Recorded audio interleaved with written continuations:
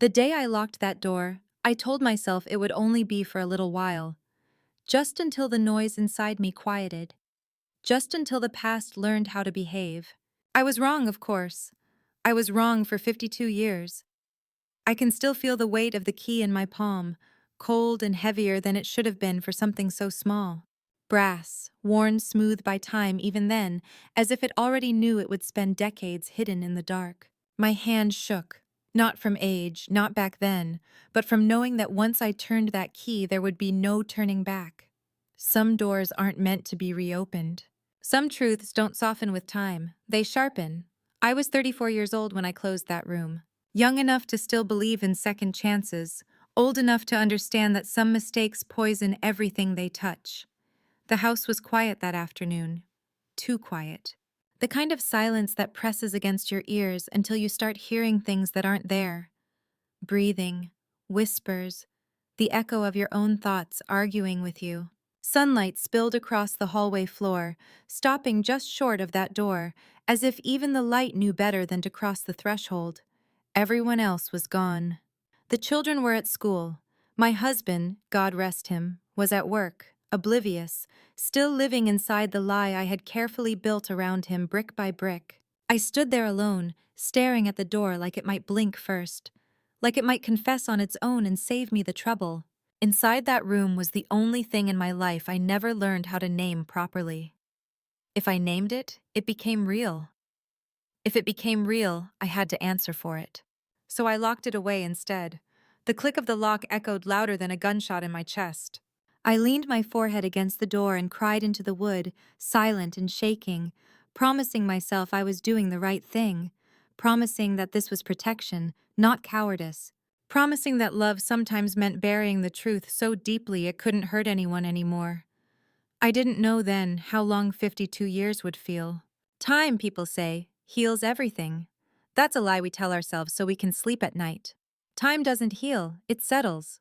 It layers dust over sharp edges and convinces you the danger is gone, until you cut yourself again. Life moved on, because life always does. Birthdays came. Christmases stacked up like postcards from another version of me. My children grew tall, grew distant, grew opinions. They learned how to look at me without really seeing me, which was fine, easier even. That door became a rule without ever being spoken. Don't go in there, I'd say, too quickly, whenever curiosity flickered in young eyes. Why? Because it's full of junk. Can we clean it? No. No became the end of every conversation. I learned how to say it gently. I learned how to say it sharp. I learned how to say it with a smile that didn't reach my eyes. Children are smarter than we give them credit for. They feel tension the way dogs feel storms coming. They stopped asking eventually. My husband asked once. Only once. "What's in that room?" he said one evening, loosening his tie, glancing down the hall like it was nothing at all. I felt my heart slam so hard I thought he must hear it. "Old things," I said. "Things I don't want to look at." He nodded, satisfied. He trusted me. That trust sat heavy on my shoulders for the rest of his life. When he died, the house changed. Houses always do when grief settles into them. The walls seemed closer, the nights longer. I slept with my bedroom door open for the first time in years, listening to the quiet like it might confess something I'd missed. Sometimes I dreamed the locked room was breathing. Sometimes I dreamed it was crying. Sometimes I dreamed it was calling my name. Age crept in slowly, then all at once. My hands stiffened. My memory began playing tricks on me, faces slipping, names dissolving. But that room never faded. If anything, it grew louder in my mind. It aged with me, patient and waiting. My family joked about it at holidays. "Grandma's secret dungeon," my grandson laughed once. I laughed too loudly. My daughter watched me then, really watched me, her smile faltering for half a second. She didn't push. She inherited that from me, knowing when not to ask. But secrets rot. They don't disappear. They ferment. I felt my body beginning to fail long before I admitted it out loud. Bones thinning, breath shortening, sleep turning shallow and restless. Doctor spoke softly, like volume could change truth. I nodded, thanked them, went home and stood in that hallway again, staring at the door. I thought about opening it so many times. I imagined cleaning it out, burning what needed burning, telling someone, anyone, before it was too late. But fear is a strange companion. It convinces you tomorrow is always safer than today. It tells you silence is mercy. So I did nothing. When I died, it wasn't dramatic. No last words. No revelations whispered into waiting ears. Just a quiet slipping away in my sleep, leaving behind a house full of furniture, memories, and one very deliberate absence of answers. I wasn't there to see them gather afterward. I didn't hear the murmurs, the sorting, the gentle arguments over who would take what. But I know my family. I know curiosity. I know time. Eventually, someone stood in that hallway. Eventually, someone asked the question I had spent a lifetime avoiding. And eventually, they found the key. I wish I could tell you I believed, even then, that love would protect them from what waited on the other side of that door. I wish I could tell you that locking it was an act of kindness. But even now, wherever I am, I know the truth. Some rooms are locked not to keep others out, but to keep the truth from escaping. And mine was tired of waiting. They tell me there was a pause before the door was opened. A small, almost respectful hesitation, as if the house itself wanted to give them one last chance to walk away. I like to believe that part. It makes me feel less alone in my choices. My daughter was the one who found the key. Of course it was her. She was always the careful one, the quiet observer who noticed what others missed. While her brothers argued over furniture and boxes of old photographs, she wandered. She always wandered. Through drawers, through corners, through the soft underbelly of a home where secrets like to hide. She found the key inside my sewing box. I'd hidden it in plain sight, wrapped in a scrap of blue fabric, tucked beneath spools of thread and dull needles. I used to tell myself that meant I wasn't really hiding it, that if someone truly needed to know, they'd find it. That was another lie, but it was a comforting one. She held it up between her fingers, turning it slowly, the brass dulled by decades of my touch. They said her face changed then, just slightly, curiosity sharpening into something heavier. "What's this?" she asked. No one answered her right away. Silence has a way of stretching when it knows something important is coming. They walked together down the hallway. I imagine their footsteps sounded louder than usual, echoing against the walls like they did the day I locked that door. Funny how houses remember things even when people don't. My daughter knelt in front of the door. She didn't rush. That's who she is. She slid the key into the lock, and for a moment it wouldn't turn. I wonder if that was the house trying to protect them. Or me. When it finally moved, the sound was unmistakable. A click. Clean. Final. The door opened slowly, complaining in that tired wooden way old doors do, as if stretching after a very long sleep. Dust spilled out first, thick and undisturbed, carrying with it the smell of time, dry paper, stale air, something faintly metallic beneath it all. They expected clutter. Boxes. Old clothes. Maybe furniture covered in sheets. That's what people imagine when they think of locked rooms in old houses. Something harmless. Something boring. This wasn't that. The room was neat, too neat, preserved in a way that felt intentional, almost reverent.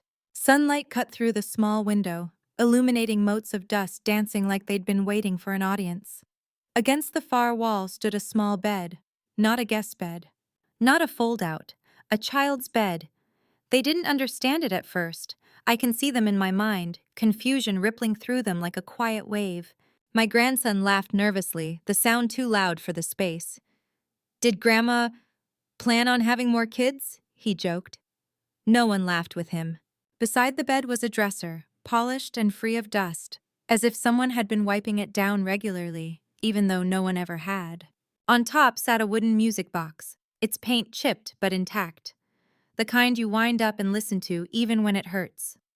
Inside the dresser were neatly folded clothes, small clothes, dresses with faded flowers, tiny shoes lined up side by side like they were waiting for feet to return. And there, pinned carefully above the bed, was a drawing. Crayon. Uneven lines. A stick figure woman holding hands with a smaller one. Above them, written in crooked letters, was a word that made my daughter's knees buckle. Mom. They say she sat down hard on the floor, her breath leaving her all at once. Someone asked if she was okay. Someone else reached for her shoulder. She shrugged them away, eyes locked on that wall like it had suddenly begun to speak. Because in a way, it had. I never told them about her. How could I? How do you explain that before you were someone's mother, you were someone else's first? That there are children you raise in your heart long after they stop being allowed in your arms? Her name was Lily. I named her myself, lying in a hospital bed that smelled of bleach and disappointment. She had a full head of dark hair and a birthmark on her shoulder shaped like a crescent moon. The nurse commented on it casually, like it was nothing. I memorized it like scripture. I was young, too young, and very alone. Her father was a man whose promises evaporated the moment they were tested. When I told him, his face drained of color, then hardened. He spoke about mistakes and futures and what people would say. He never once spoke about her. My parents decided for me. That's how things worked then. Quiet conversations behind closed doors, decisions made in whispers that carried the weight of law. She'll have a better life, they said. You can't give her what she needs. No one has to know. I held Lily for 3 weeks. 3 weeks of feeding her, rocking her, memorizing the sound of her breathing. 3 weeks of falling so deeply in love it felt like my bones were being rearranged. Then one morning, she was taken from my arms and handed to strangers who smiled too much and spoke too softly. I screamed after them. No one listened. They told me to forget, to move on, to pretend it never happened. And for a while I tried. I met my husband. I built a respectable life. I became the woman everyone expected me to be. But grief doesn't obey instructions. When the letter came years later, I thought it was a mistake. Plain envelope, typed address. Inside was a photograph. Lily at 5 years old, standing in front of a birthday cake, smiling. The note was brief. The couple who adopted her were moving overseas. They'd found my name through sealed records they weren't supposed to open. They thought I deserved to know she was loved. I cried for days. And when she died 2 years after that, an illness that arrived without warning and left nothing behind but silence, I did the only thing I knew how to do. I brought her home. Not her body. They kept that. I didn't fight them. I didn't have the strength, but everything else. Her bed, her clothes, her drawings, the music box she loved. I recreated a space for her because it was the only place I was allowed to be her mother. And then I locked the door. My family didn't know any of this as they stood in that room, piecing together a story I never told. They only felt the weight of something unfinished pressing down on them. They hadn't even reached the worst part yet. That was still waiting for them, tucked away in the bottom drawer of the dresser, wrapped carefully in blue fabric. The same fabric as the key. They didn't open that bottom drawer right away. Grief has a strange way of slowing people down, stretching moments until they feel like hours. My daughter sat on the floor for a long time, her back against the bed that should never have existed in her childhood home. She traced the edge of the mattress with her fingers, like she was afraid it might disappear if she looked away. "This wasn't junk," she whispered. No one argued with her. My son cleared his throat, the way he does when he doesn't know what to say, but feels like silence might crush him if he lets it linger too long. He walked around the room, touching nothing, his hands clasped behind his back, like he was afraid they might betray him. "Why wouldn't she tell us?" he asked quietly. That question hung in the air, heavy and unanswered. I wish I could have answered it for them. I wish I could have told them that some truths don't feel like truths when you carry them alone for too long. They feel like wounds. And wounds, you learn, are easier to hide than to explain. It was my daughter who finally opened the drawer. She hesitated first, fingers resting on the handle, breath shallow. She looked back at her brothers, at her children standing awkwardly in the doorway, suddenly unsure whether they were allowed to witness whatever came next. "I think this was meant for us," she said. "All of us." The drawer slid open with a soft, reluctant sound. Inside were papers, carefully stacked, tied together with a faded ribbon that had once been white. Letters mostly. Envelopes yellowed with age, corners worn thin from being handled too many times. On top sat a small velvet pouch. My daughter picked up the letters first. The handwriting was unmistakable. Mine. Younger, steadier, before arthritis and time had bent my fingers into something unfamiliar. She unfolded the first letter slowly, like she was afraid it might crumble if she moved too fast. My Lily, it began. They didn't read it out loud at first. My daughter's lips moved silently, her face changing with every line.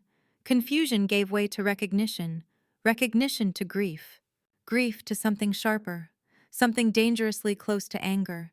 She read about hospital rooms and whispered lullabies, about promises made to a baby who couldn't understand words yet but knew the language of touch. She read about the day Lily was taken, about the scream that never quite left my throat, about how every birthday afterward felt like standing in the rain without an umbrella. By the third letter, tears were falling freely. Not dramatic sobs, those came later, but quiet, helpless tears that soaked into the old paper like it had been waiting for them. She loved her, my daughter said finally, her voice breaking. She loved her so much, as if there had ever been any doubt. The letters continued, dated years apart, some hopeful, some shattered. One spoke about the photograph I'd received, the way I'd studied Lily's face for hours, looking for pieces of myself. Another described the phone call telling me she was sick. The last letter was shorter than the rest. I don't know how to live in a world where she exists only in memory, I had written. So I am making her a place here, somewhere safe, somewhere untouched. My son sank onto the edge of the bed, burying his face in his hands. That's why, he murmured. That's why she couldn't let us in. Then there was the pouch. Small, heavy for its size. My grandson reached for it, but my daughter stopped him gently. I'll do it, she said. She loosened the drawstring and turned the pouch upside down into her palm. A tiny silver locket fell out, oval-shaped, dented on one side. The kind of thing you wear close to your heart. My daughter stared at it for a long moment before opening it. Inside was a curl of dark hair. Lily's hair. The room went very still. No one spoke. No one breathed. Even the house seemed to hold itself rigid, as if afraid of what might happen if it exhaled. My daughter closed the locket carefully and pressed it against her chest. And then, only then, did the anger come. She had this whole life, she said, her voice trembling now. This whole other child. And she carried it alone. Why didn't she trust us? I wish I could have reached across time and touched her face. I wish I could have told her that trust wasn't the issue. Fear was. Fear that once spoken, the story would no longer belong to me. Fear that my grief would become a burden I'd have to watch reflected in the faces of the people I loved most. They left the room eventually. They had to. You can only sit inside someone else's pain for so long before your own begins to surface. But the door didn't close again. For the first time in 52 years, that room remained open. Over the next few days, my family returned again and again. They brought coffee, they brought quiet conversations, they brought questions they hadn't yet learned how to ask out loud. And then my daughter found something else. Hidden behind the dresser, taped carefully to the wall, was an envelope she hadn't noticed before. It was newer than the others, the paper less yellowed, the writing shakier. Her name was on the front. Inside was a single letter. If you are reading this, I had written, it means I am gone, and the room has finally opened. I am sorry for the pain this will cause you. I never meant for it to be a wound passed down.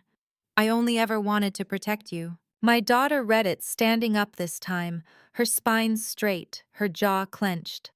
I need you to understand something, the letter continued. Lily is not your sister in the way you think. She is not a replacement. She is not a shadow over your childhood. She existed alongside you, not instead of you. My daughter's breath hitched. But there is something you must know, I wrote. Something I could not bring myself to say while I lived. The letter ended there. No explanation. No confession. Just silence. My family stood there, staring at the empty space beneath the last sentence, waiting for words that never came. They didn't know yet that the truth wasn't finished with them. Because some secrets don't live in rooms or letters or locked drawers. Some secrets live in people. And Lily's story wasn't over. Not by a long shot. The silence lingered for hours after my daughter finished reading the letter. No one knew what to say. I'm not sure I would have known either if I were still there with them, alive and breathing. But as it always is with secrets, the more you try to bury them, the heavier they become. My son had gone quiet, his eyes glazed as if he were still processing what he had just learned, what he'd just unearthed from decades of locked doors and hidden memories. My daughter, however, was no longer the calm, composed woman I knew her to be. The shock was gone now, replaced by something sharper, something darker, maybe even anger, but it was hard to tell. She stood in the middle of the room, her gaze darting from the dresser to the walls, to the locket still clutched in her palm. "I don't understand," she said, her voice low but intense. "Why not tell us? Why lock this away for 50 years? I don't think anyone had an answer for that. I didn't. I couldn't have told her even if I had the chance. She would never understand, not the way I needed her to. Not until she, too, had something to protect. Something she would bury deep enough that no one could ever find it. And I prayed that day would never come for her, that the weight of it would never settle on her shoulders the way it had on mine. "It wasn't for us," my son finally spoke, his voice strained. "It was for her. She needed to keep that part of herself. I think she was afraid we'd never see her the same way again." His words hung in the air, soft and heavy. They weren't entirely wrong, but they weren't entirely right either. There were pieces of the puzzle he hadn't yet uncovered, pieces of me he would never understand until he walked the same lonely road I had. My grandson, who had remained oddly quiet up until now, was the one to break the silence next. He had wandered away from the group, moving across the room with curiosity in his eyes, his fingers brushing the edges of the papers I'd written. His gaze was far less burdened than the others. To him, this was more mystery than tragedy. "Why didn't she tell us before she passed?" he asked, turning back toward the others. "I don't get it. If she was so upset, why wait till she was gone?" That stung. I could almost feel it, as if my chest had been opened and the truth was spilling out faster than I could keep up with it. But it was a question that needed to be asked. A question that had been sitting on my lips for years, waiting to be spoken, even if I couldn't be there to answer it. My daughter turned to him then, her face softening, her eyes tired but not defeated. She approached him slowly, sitting beside him on the floor. "Because sometimes," she said quietly, "the hardest part of love is letting go. And sometimes you just need time to heal before you can face the pain of what you've lost." It wasn't an answer, not really, but it was the closest anyone had come to understanding the truth that lay buried in the room. For the next few days, the house felt like it was holding its breath. The walls, the floors, the windows, everything seemed to be waiting for something, waiting for the rest of the truth to reveal itself. The locket, the letters, the photographs, they were only pieces of a much bigger story, a story that had never truly ended. I hadn't realized it at the time, but when I closed that door all those years ago, I had only paused the narrative, like a cliffhanger at the end of a book. But time doesn't respect such pauses. The next part of the story came unexpectedly, through a box of old journals I hadn't even remembered hiding. I had thought I'd destroyed them years ago. But there they were, stacked neatly in a corner of the attic, untouched by the years that had passed. My daughter found them one morning as the early light filtered through the cracks in the attic door. She was still reeling from the discovery of the locked room, but the journals pulled her in, as if some part of her knew there was more to uncover. I wish I could have warned her. I wish I could have spared her the pain that came with the turning of each fragile page. When she brought the journals downstairs, there was a kind of finality to the moment, as though whatever we were going to learn about me, about Lily, about all the secrets I had buried deep in my heart, would come rushing out now, unstoppable and raw. I watched from the corner of the room as my daughter opened the first journal. The writing was smaller, sharper than the letters I had written to her. These were my confessions, my unspoken regrets. And the more she read, the more she understood why I had locked everything away. The first entry was dated just days after Lily's birth. I had written about the first time I held her, how it felt like the world had stopped, how I could smell her skin, and feel her tiny heart beat against mine. And then, almost as quickly, I had written about the pain of realizing that she was no longer mine to keep. I wrote about the overwhelming sense of loss, the overwhelming sense of shame, and how it had consumed me for years. But more than anything, I wrote about my fear that my love for her would never be enough, that the life I had given her would never be enough, and that I would never find a way to heal the empty space she had left in me. The next few entries spoke of her growing up, of the occasional visits I had tried to make to see her, all of which had been intercepted by the adoption agency. I had tried to keep track of her through letters, through photographs, but nothing had ever been enough. It wasn't until I received the call that she was sick that I realized how much I had lost, how much I would always lose. The final journal entry, written only months before I died, was short and to the point. I wish I had been braver, I wrote. I wish I had told you the truth. I wish I hadn't locked you away in my heart where no one could see you. I wish I could have been the mother you needed, but I was too broken. I couldn't be both your mother and the woman I had to become. I chose to lock you away. I chose to leave you behind. I had never imagined it would be like this, that my family would uncover this tangled web of grief and silence, that they would learn what I had carried all these years. And yet, here we were. As my daughter finished reading the final journal, she sat still, her hand pressed to her mouth, her eyes wide with realization.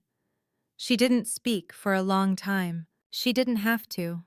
Sometimes the truth comes too late. Sometimes it's buried so deep that when it finally surfaces, all that's left is the wreckage.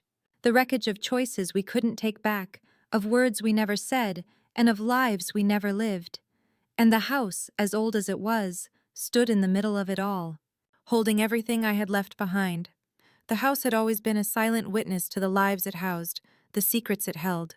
But now, after the revelations, it seemed almost too full of things, too full of memories and pieces of lives that had been left behind, like old furniture no one knew how to get rid of.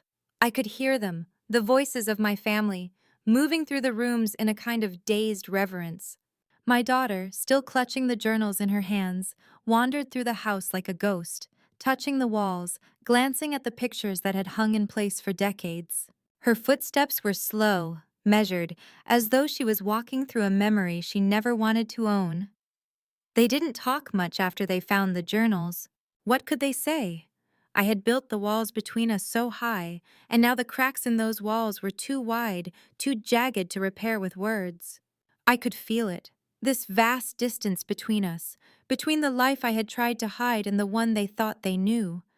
The person they thought I was had disappeared. All that was left was the woman who had made choices no one would ever fully understand. It was my son who finally spoke again, his voice quieter now, like he had been holding back something for far too long. I could see him through the hallway, pacing in the living room. His eyes were red-rimmed, but not from tears. No, his sorrow was something else entirely. Something heavier. It was guilt. "I didn't even know," he said. "I didn't know she had another life, another daughter. I didn't know this was why she was the way she was." He wasn't speaking to anyone in particular, but his words cut through the stillness like a knife. His hand gripped the back of a chair so tightly, his knuckles were white, and for a moment, he looked like a man caught in a storm he didn't know how to escape from. I couldn't blame him. My silence had been a prison for all of them. My grandson, who had wandered off earlier, returned with something in his hands. A box, old and dented, the kind you might find tucked away in a dusty attic or shoved in a forgotten corner of a closet. I couldn't see what was inside, but I knew. The years had blurred so much, but some things remained vivid. The box was Lily's. The boy looked up at my daughter, who had returned to sit by the window, the journal still clutched tightly to her chest. "Is this hers?" he asked softly. She nodded slowly, though she hadn't opened the box yet. "Yes," she whispered. "It's hers." The box was small, too small for the years of a life that had been.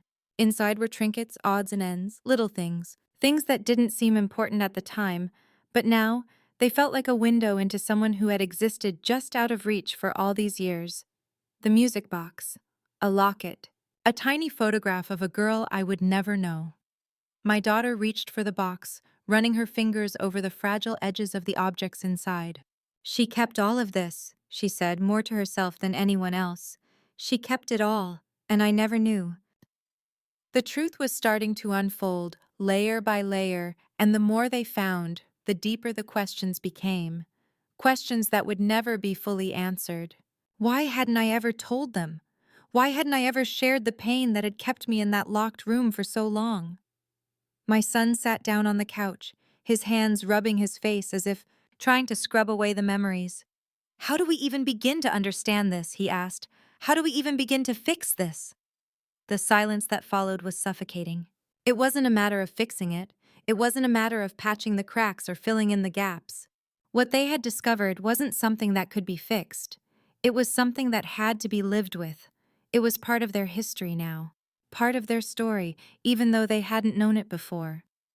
I don't know if I can forgive her, my son said, finally breaking the silence.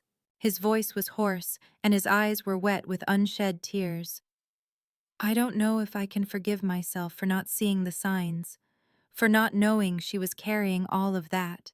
My daughter placed the box gently down on the table and turned to face him. It's not about forgiveness, she said, her voice shaky but firm. It's about understanding. It's about trying to understand why she did this, why she locked herself away like this. Her words hung in the air for a long time. They didn't answer anything, but they did offer something. Something I hadn't given them. The space to feel their anger, their confusion, their hurt.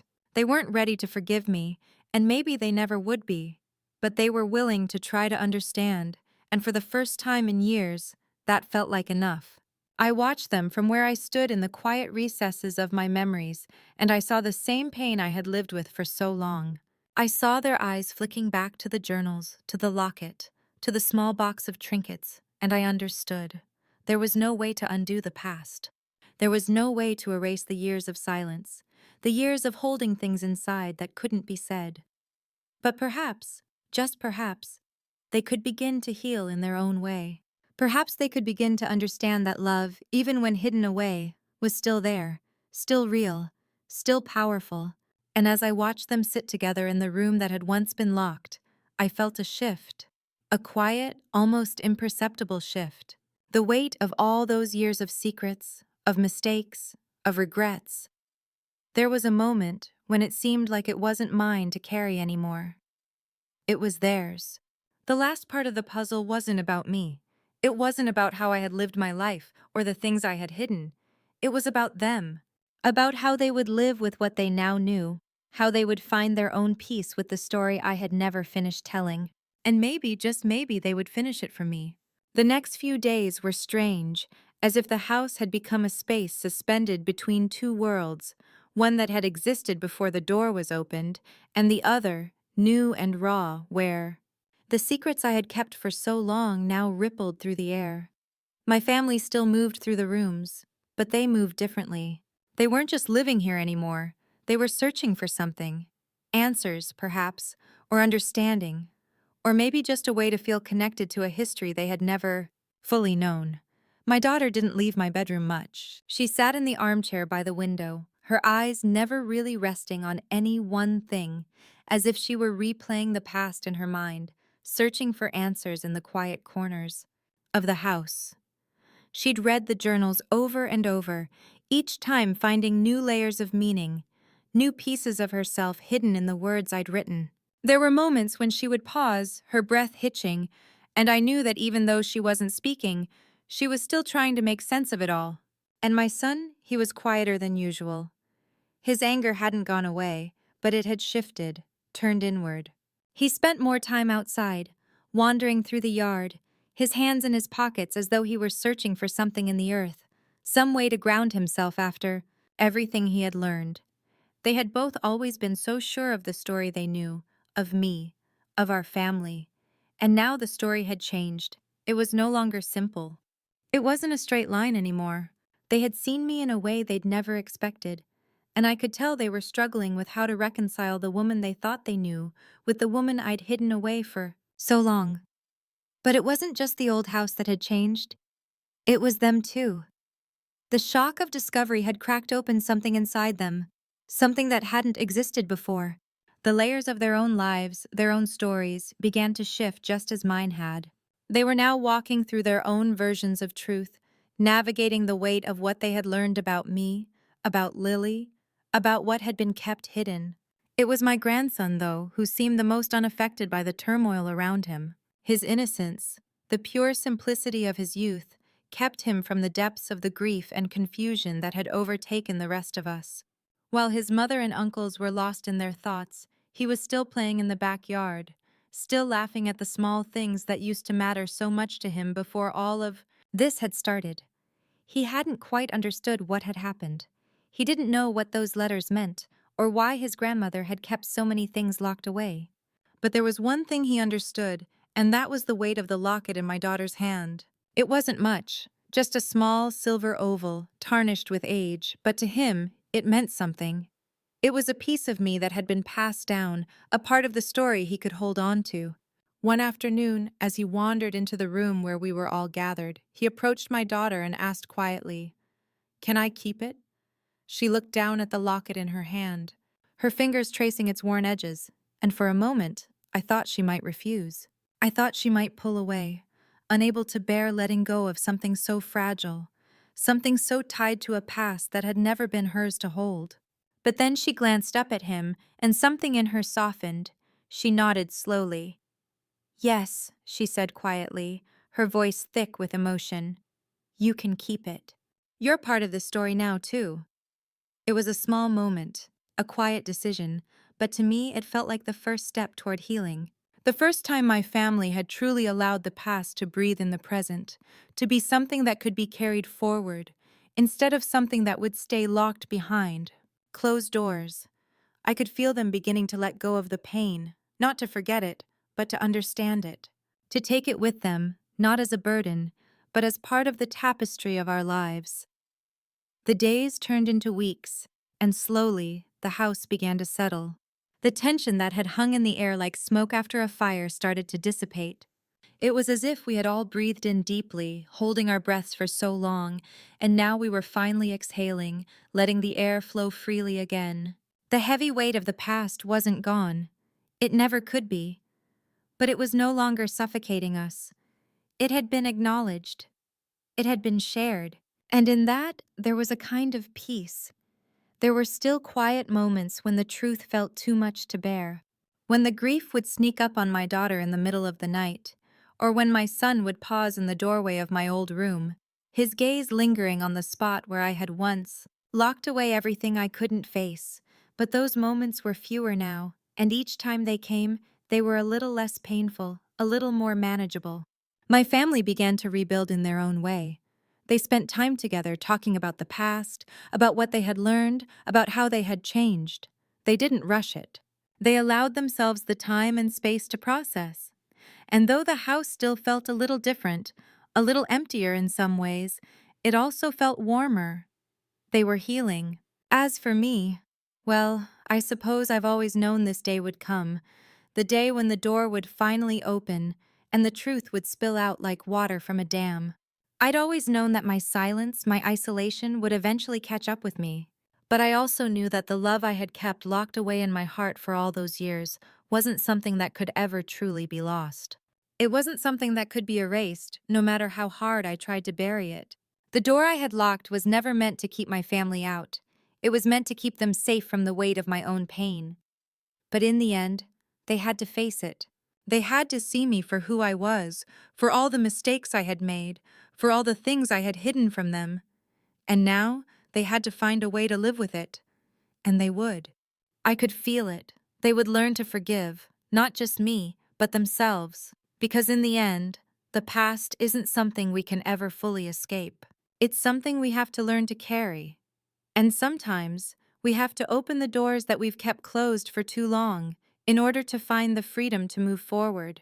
The house that had once been full of secrets was finally empty, empty of silence, empty of shame. What remained was love, the love that had always been there, waiting patiently, even when no one could see it. And maybe that's all we need in the end.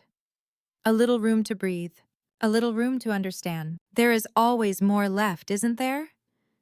Even when the past feels like it's been fully uncovered, there are echoes that linger. The quiet moments that speak volumes without saying a word. As for my family, I believe they've begun to heal. They've started to pick up the pieces I left behind and reshape them, each in their own way, into something they can live with, something they can hold on to. But there are always parts of a story left unsaid, fragments that don't make it into the light. And perhaps that's where the true essence lies. In the quiet understanding that not everything can be fixed, and not all the questions can be answered. Some things just have to be lived with, accepted for what they are. The room that was locked for 52 years may have opened, but there's always more to explore, more to understand about the people we are and the people we've been. The house, though, is at peace now. The walls, once heavy with secrets, have lightened. The door that had been closed for so long is no longer a barrier. It is a passage, one that leads to a future built on a foundation of truth, however painful. My family has learned to move forward, not by erasing the past, but by accepting it, by understanding it. And that, perhaps, is the most healing thing of all. As for me, I suppose I've done all I can. I've given them the truth, in my own way. Now it's up to them to write the next chapter. And I have faith that they will. Stronger and wiser for having lived through it. For having faced the ghosts that linger in the rooms we try to hide from. In the end, no secret stays locked away forever. And maybe, just maybe, that's the way it's always meant to be. The family has faced the truth, the room has been opened, and the past has been uncovered.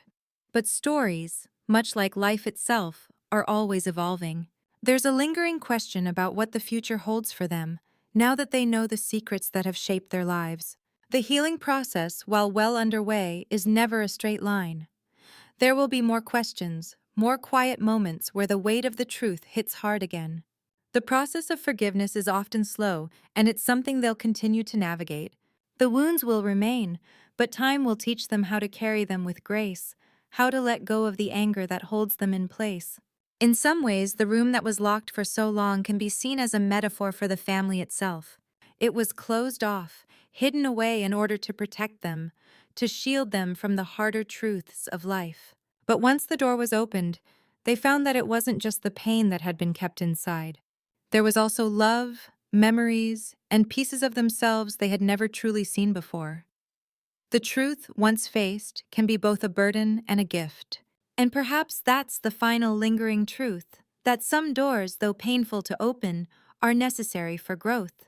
The family has moved from being passive recipients of a life they didn't fully understand to active participants in rewriting their own story.